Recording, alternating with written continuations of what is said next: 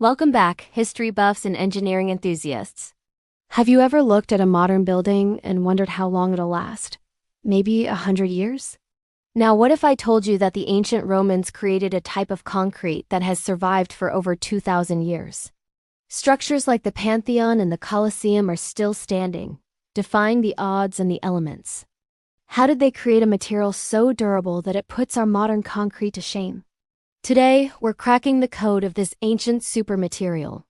Let's dive deep into the genius of Roman engineering. The secret ingredient isn't just one thing, but a brilliant combination of materials that nature itself provided.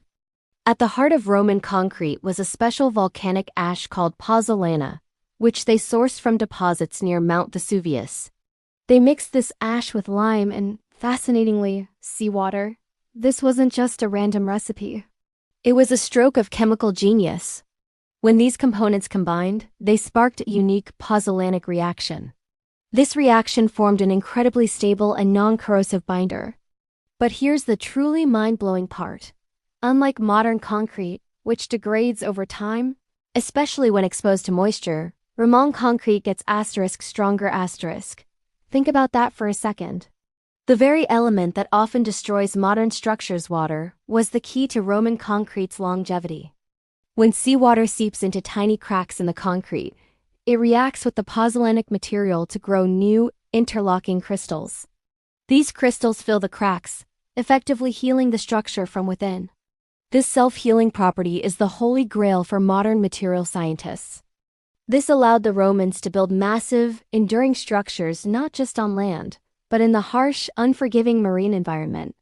Their piers, breakwaters, and harbors could withstand the constant assault of waves for millennia, a feat that is incredibly difficult and expensive to replicate even with today's technology. It was a perfect marriage of natural resources and ingenious human understanding. Let's talk about the masterpieces built with this incredible material.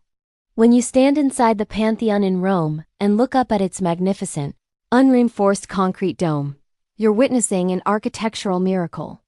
Spanning a colossal 142 feet, it remains the largest unreinforced concrete dome in the world. Nearly 2,000 years after it was built, the Romans were masters of their craft. They varied the density of the concrete, using heavier aggregates at the base and lighter materials like pumice stone towards the top, reducing the overall weight and stress on the structure. This wasn't just construction. It was a sophisticated art form.